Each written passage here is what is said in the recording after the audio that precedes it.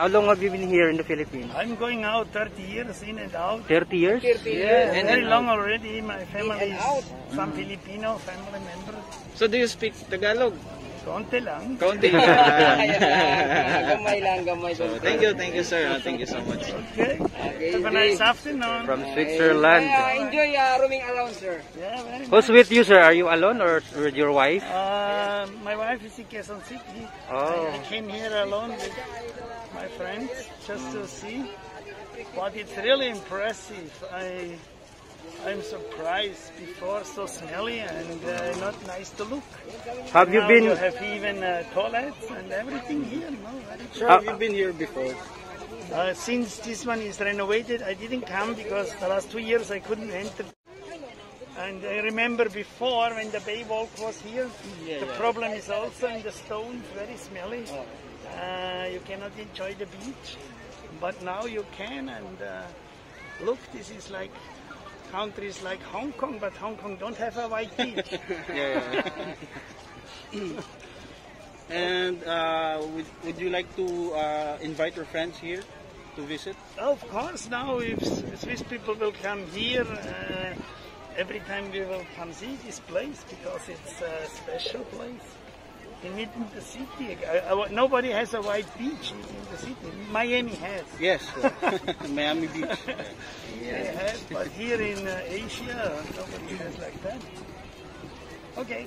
Thank you, sir. Thank you. Where are you from, sir? France? Ah, French. Yeah. But where are you staying here in Manila? Where? In Sogo Hotel. Ah, Sogotel. Yeah. Just here nearby.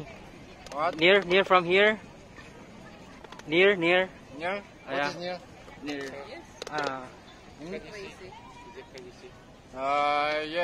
Maybe 1 kilometer. Oh, yeah. Yeah. How long So- have you been here, sir, in Manila? Only one day. We was on island of Cebu. 1 month.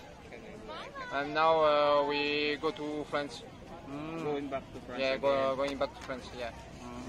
What is your first impression here in Manila Bay Dolomite Beach? Yeah, beautiful place. Yeah, this is a new face of our Manila Bay. Yeah. Before, we can see the Manila Bay full of Garbages. yeah, Okay. but now Full of trash. Yeah. Yeah, I My think- friend told me. Wow. Yeah, this is nice. thank you so much, and this is What is your name, sir, by the way? Laurent. Lucam? Yeah. Oh, Lucam thank you, French. sir. But I'm sorry we don't speak French. It's okay. It's okay. Because they said French is a very hard language to learn. Yeah. Yeah, but we hope so. We will be able to study your language, so we can at least learn a few words of your language. Thank you, sir. Thank you. Bye. Hi, sir. Good afternoon. Ayan, you're also from France? Yes. Ah, so you are going to France in a matter of days, right? Yeah. Mm. We already spent 1.5 months. But have you been to Cebu? Or tomorrow you will go to Cebu? We went to Cebu. When? Tomorrow? No, we went already. You've been there? Santander. Cebu. Santander is a place where you cross, where you get the ferry to go from Cebu to Negros. Negros. This guy is from Negros also. I am from Negros also. So, what can you say about the new face of Manila Bay? Even you are not familiar before, but what Yes, can you say about this beach? I already see before. Yes, it's more nice because there are some sand. But it will be better if the people they can swim. Yeah. Because We are looking forward for that, sir, also. Yeah, we are looking forward for that, sir. For that moment that the government will allow us to swim in Manila Bay. it will be nice. So that it will, going to Cebu or Bohol or Boracay is too expensive. Of course. Yeah.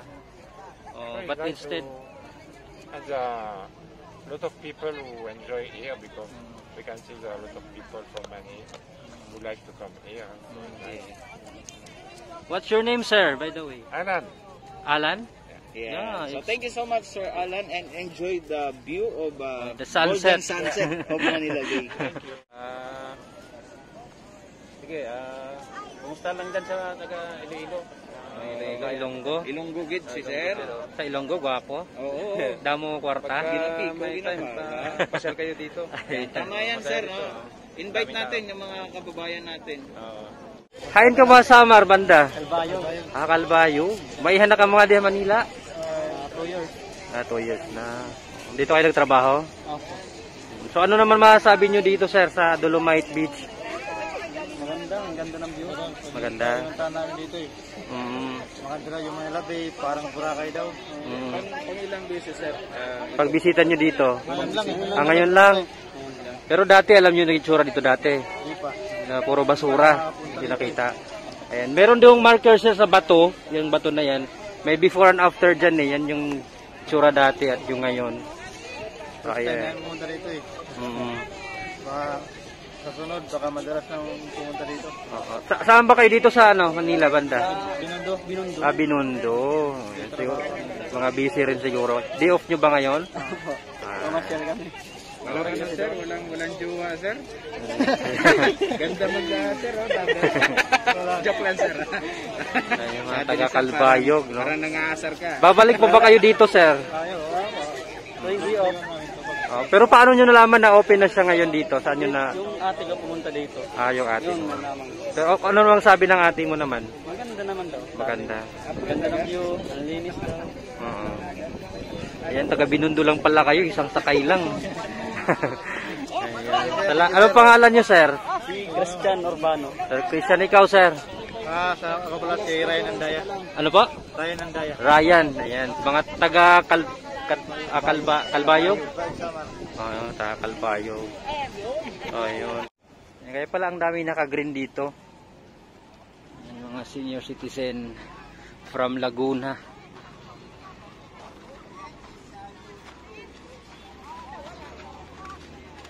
Asan yung tubig mo?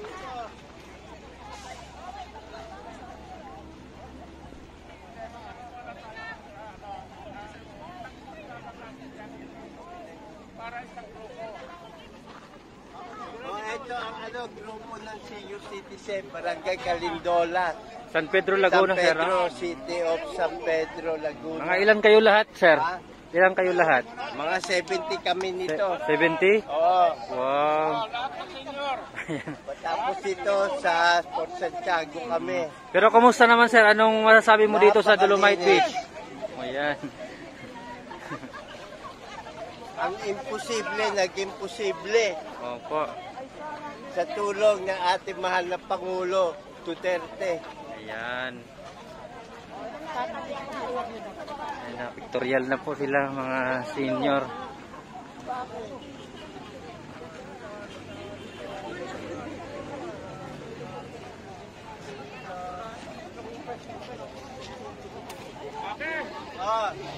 Lahat ng senior.